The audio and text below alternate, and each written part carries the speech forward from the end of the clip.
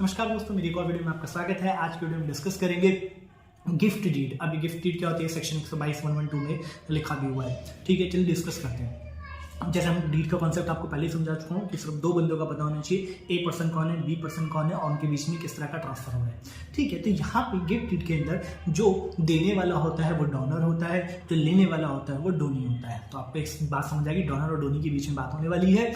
और gift deed के अंदर जो ट्रांसफर होता है ऑनरशिप का ट्रांसफर होता है, ठीक है, विदाउट टेकिंग ऑफ मनी, बिना पैसे लिए। तो अब इसको डिस्कस करते हैं। ये मैंने यहीं पे खत्म कर दिया वीडियो।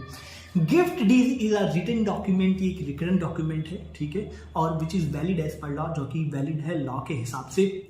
इन विच प्रोसेस, जिस प्रोसेस के अंदर there is a transfer of movable और immovable property, in which there is a transfer of movable और इनमूवेबल प्रॉपर्टी विद ऑनरशिप। मतलब किसके साथ है, ऑनरशिप के साथ है।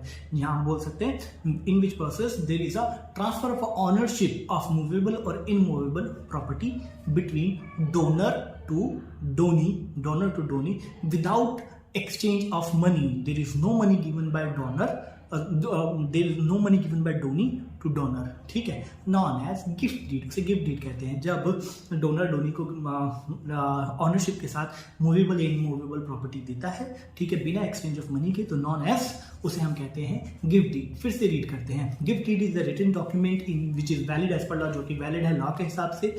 इन which process there is a transfer of property with ownership of किसकी ऑनरशिप के साथ, विद ऑनरशिप ऑफ मूवेबल और immovable property between donor and donee and without exchange of money.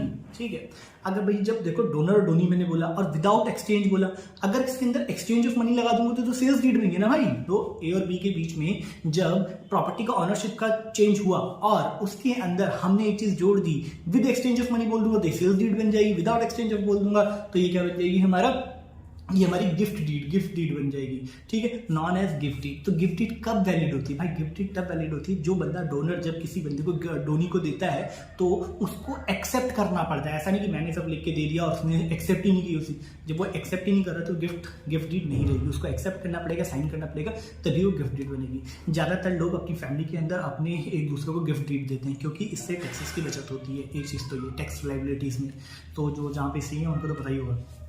ठीक है, तो गिफ्ट टिकट कब वैलिड होती है? गिफ्ट टिकट तब वैलिड होती है जब दोनों लोगों के सिग्नेचर हो और दो विटनेस हो, तब वैलिड होती है। दूसरा, जब ये रजिस्टर्ड हो। अगर ये रजिस्टर्ड नहीं होगी कोर्ट के अंदर, रजिस्ट्रार ऑफिस में, तो फिर ये गिफ्ट डीड नहीं मानी जाएगी। तो ये रजिस्टर्ड भी होनी चाहिए। अब इसके अंदर किस किस तरह के राइट ट्रांसफर होते हैं? राइट टू यूज कर सकता हूँ, लीज पे दे सकता हूँ, सेल कर सकता हूँ या मॉर्गेज कर सकता हूँ।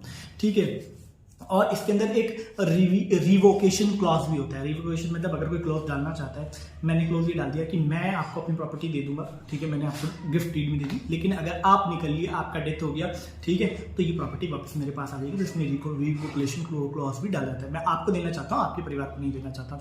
ठीक है, अब इसके बाद डिस्कस करते हैं इसके एसेंशियल्स क्या हैं। तो भैया सबसे पहले आपको बताना पड़ेगा ना डोनर कौन है, डोनी कौन है, उनका नाम क्या है, आप जो गिफ्ट दे रहे हो उस प्रॉपर्टी का डिस्क्रिप्शन देना पड़ेगा, लोकेशन, डिस्क्रिप्शन, साइज। आप ऐसी प्रॉपर्टी को गिफ्ट नहीं कर सकते जो आपके पास नहीं, जो आपके अंदर है। मतलब एक प्रॉपर्टी मेरे पिताजी से मेरे पास आने वाली है और मैंने क्या करा, उसको आपको दे दिया गिफ्ट डीड बना के। ऐसे कैसे? वो एग्जिस्टेंस प्रॉपर्टी का ही गिफ्ट होगा। ठीक है, उसके बाद आप इसके अंदर आप जब गिफ्ट डीड देते हैं तो इसका टेंशन ये भी, आप प्रेशराइज नहीं होनी चाहिए, किसी से इन्फ्लुएंस्ड नहीं होनी चाहिए। अगर आप प्रेशराइज हैं, इन्फ्लुएंस्ड है, तो ये उसमें नहीं माना जाएगा।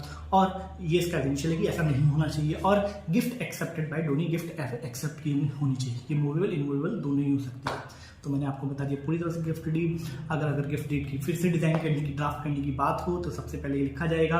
कैसे लिखा जाएगा? सबसे पहले deed name, gift deed, date डाली जाएगी, पार्टी ए का डिस्क्रिप्शन, पार्टी बी का डिस्क्रिप्शन, वो is donor, where is donor is this, मैंने बोलता है वेयर इज यूज करते हैं, वेयर इज डोनर कौन है, वेयर एज डोनी कौन है, ये सब लिखा जाएगा। क्या किया जा रहा है, गिफ्ट दी जा रही है, गिफ्ट में दी जा रही है प्रॉपर्टी, ठीक है, ये भी लिख देंगे। उसके बाद आ जाएगा हमारा, ये तो operation non operation part, operational part शुरू होगा। तो हम इसमें दिस डीड विद विटनेस, जो विटनेस है उनका नाम लिख दिया जाएगा। फिर हैव एंड होल्ड लिखा जाएगा। ऊपर जो मैंने लिखा विद दिस विटनेस, ये था टाइटेनियम जो भी था, एक बार टाइटेनियम वर्ड का मैं मिस कर रहा हूँ, टाइटेनियम। और नीचे बात जाता है फिर हर्बेंडस। हर्बेंडस क्या होता है? हर्बेंडस है हैव एंड होल्ड। पहले किसके पास है? विपिन के पास है। होल्ड है किसके पास चला गया? ठीक है, कुछ क्लॉज डालना चाहते हो, जो भी मैंने क्लोज बोला था कि मरने के बाद प्रॉपर्टी आप आपकी प्रॉपर्टी मेरे पास वापस आ जाएगी, तो वो क्लोज डाल सकते हो। ठीक है, डैटिस करके क्लोज डाल दोगे। फिर आप फॉर्मेट पार्ट में आ जाओगे। फॉर्मेट पार्ट में आओगे तो सबसे पहले विटनेस, फिर दोबारा सीखा, जब फॉर्मेट पार्ट में आ जाओगे तो सबसे ऊपर क्या आ जाएगा? सबसे ऊपर आ जाएगा विटनेस, कि विटनेस कौन है। फिर signature of parties and witness, और फिर कब डिलीवरी है, कब आपकी प्रॉपर्टी मिल जाएगी, आपके ये राइट है, आप कब से एंजॉय करने लगोगे। सर लास्ट में डिलीवरी पोजीशन के बारे में लिख दिया, तो ड्राफ्ट होगी। ठीक है भाई, मतलब मैंने सिर्फ एक ही डीड से ही सीखा। मैं अपनी लाइफ में मैंने कैसे सीखा है डीड को ड्राफ्ट करना। मैंने डीड को ड्राफ्ट करना ऐसे ही सीखा। मैंने सिंपल एक ऐसी डीड को सीखा जिसमें कुछ ड्राफ्ट नहीं किया था, सिर्फ मैंने उसके एजेंशियल्स देखी कि क्या क्या इसके अंदर होना चाहिए। उसके बाद तो आप खुद ही लिख सकते हो। सेल्स का था सेल्स का बना दो, लीज का था लीज का बना दो, गिफ्ट का था गिफ्ट का बना दो। इसी तरह से आप डीड्स बना सकते हैं अपने प्रोफेशन करियर में। ये आपको बहुत काम आएगी। आपकी एफिशिएंसी आपके डीड और केस को ड्राफ्ट करने से ही पता चलता है। अगर आपको डीड और ड्राफ्ट अच्छे से करना आता है तो आप लाइफ में सक्सेस करेंगे।